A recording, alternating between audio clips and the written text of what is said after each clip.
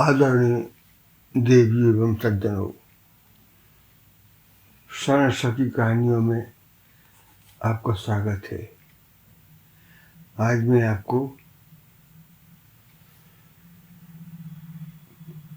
Podcast episode 158वां संस्करण सुनाने जा रहा हूँ। कहानी में नारायण सेवा पर विवेचना की गई है। आगे इंदौर में अध्यापक पद से सेवानिवृत्त वयोवृद्ध युगल निर्धन लोगों की जीवन में उत्थान के उद्देश्य से भरतपुर पधारे। स्टेशन से उतरकर लगभग 2.5 फरलांग दूर किसी जमीन मालिक ने अपने बंजर खेत में 50 कमरे लाइन से किराए के उद्देश्य से बनवा रखे थे, रोड के सहारे। हाई टेंशन लाइन से बिजली की व्यवस्था कर रही थी और पानी के लिए 10 ड्रम रखवा रखे थे 100 लीटर के, इसमें म्यूनिसिपल बोर्ड वाले अपने टैंकरों से हफ्ते में 3 दिन पानी भर जाते थे। इस तरह से लोगों का गुजारा चल रहा था। इन वयोवृद्ध युगल के कमरे से 3 कमरा दूर एक विकलांग एक पालतू कुत्ते के साथ अकेला रहता था। दिन में स्टेशन रोड पर मंदिर के सामने बैठकर भीख मांग कर गुजारा करता था। एक दिन उक्त वृद्ध युगल ने उस विकलांग से विनम्रतापूर्वक सुझाव दिया कि क्यों नहीं आप भी स्वाभिमानी जीवन जिए। उसके लिए हम आपको युक्ति बतलाते हैं। दूसरे दिन 50 गुलाब के फूल एक थैली में लाकर उस विकलांग को दिए। साथ ही भविष्य में नियमित व्यवस्था की आश्वासन के साथ कहा कि अब आप लक्ष्मण मंदिर की सीढ़ियों पर बैठकर मंदिर से लौटने वाले प्रत्येक भक्तगण को मुस्कुराते हुए एक गुलाब का फूल अभिवादन में हरे कृष्ण कहते हुए भेंट स्वरूप प्रदान करें। वह बदले में प्रसन्न होकर सम्मान सहित आपका अभिवादन स्वीकार करते हुए फलस्वरूप कुछ न कुछ भेंट आपको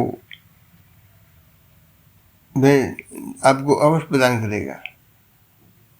देखना, आपके पास पहले से भी ज़्यादा सम्मान सहित धन एकत्रित होना प्रारंभ हो जाएगा।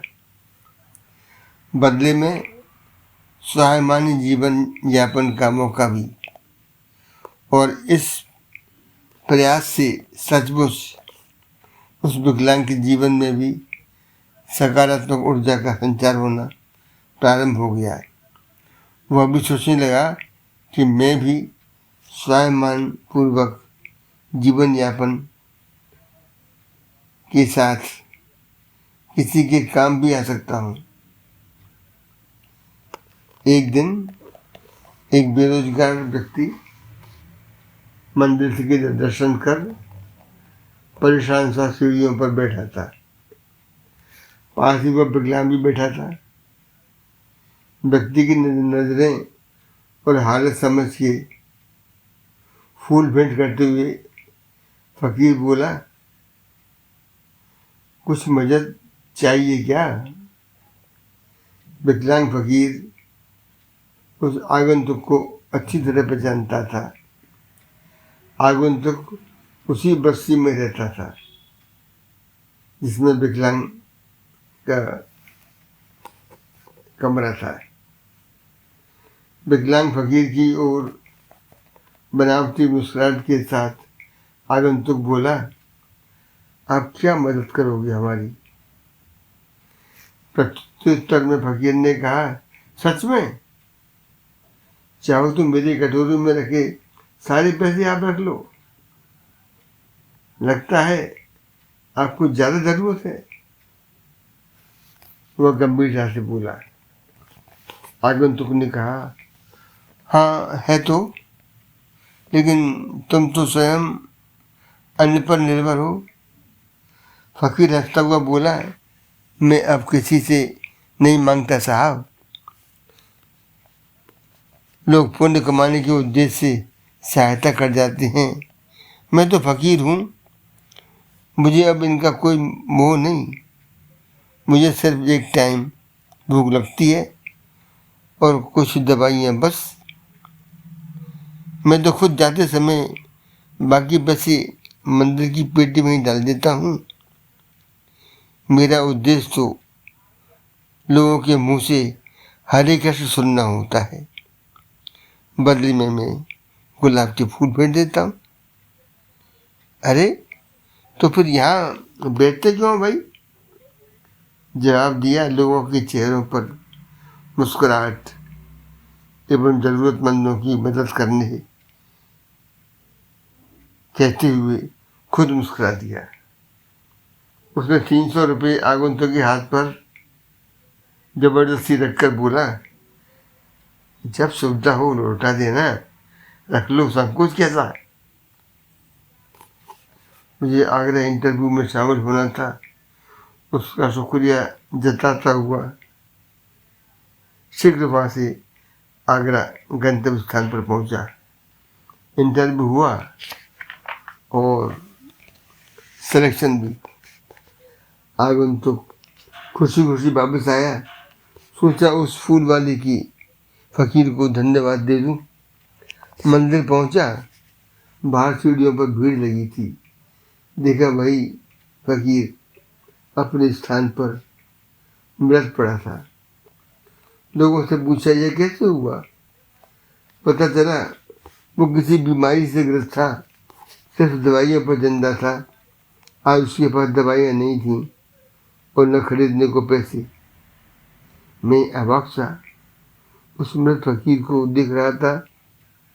वो अपनी दवाओं के पैसे मुझे दे गया था, जिन पैसों से उसकी जिंदगी का दारोमदार था। लेकिन उन पैसों से वह मेरी जिंदगी बना गया था। लोग बोल रहे थे, अच्छा हुआ मर गया, लेकिन मेरे लिए तो वो भगवान ही था, नेकी का फरिश्ता, मेरा भगवान, जो इस तरह यकायक फकीर के रूप में मिला था। बंधुओं, आपको मेरी कहानी कैसी लगी? मुझ में ऊर्जा प्रदान हेतु ही सही कृपया लाइक, शेयर व सब्सक्राइब भी करें। धन्यवाद।